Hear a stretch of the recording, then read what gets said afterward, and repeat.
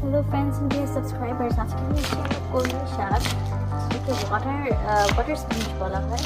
এই রেসিপিটা এত সহজ। আই থিঙ্ক জাস্ট কলমি শাকটা ধোয়া আর কাটাটা হচ্ছে কি সবচেয়ে হার্ডেস্ট পার্ট এই রেসিপি।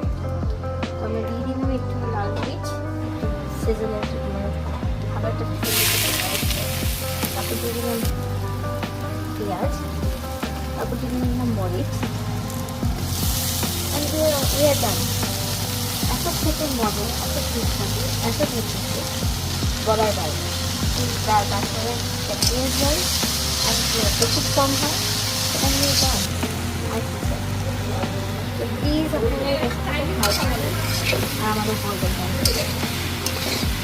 আমাদের রেসিপিটা ভালো লাগে and comment. If you like the video, that's your bonus. Please comment করবেন আমার যেন এরকম ভিডিও বানাতে থাকি। Thank you.